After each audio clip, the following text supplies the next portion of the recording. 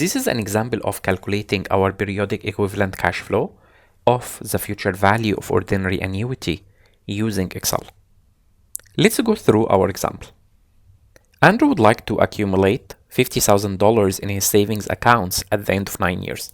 So we know that our future value will be 50,000. Our number of periods will be 9 years.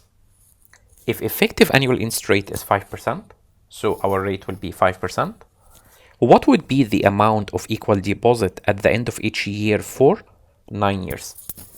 So in order to calculate our periodic equivalent cash flow, we need to use the Excel built-in function, which is payment. So we'll say equal payment, open bracket, and follow what's mentioned in the function here.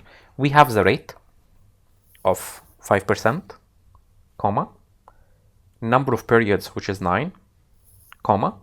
We don't have a present value here, so I will put another comma to skip it. And then we need to put the future value. Please remember, we have a negative relationship between our periodic cash flow, which is payment, and the future value. That's why we need to put a negative sign in front of our future value.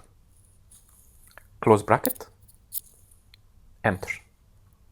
This will give us our periodic equivalent cash flow of 4,534.5. Please remember, why do we have a negative relationship between the future value and periodic cash flow? Let me give you an example.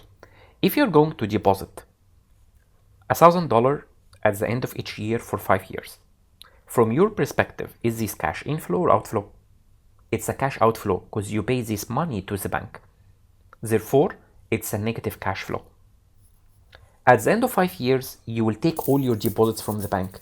Therefore, it's a cash inflow. It's a positive cash flow from your perspective. And that's why we have a negative relationship between our periodic cash flow or payment and the future value.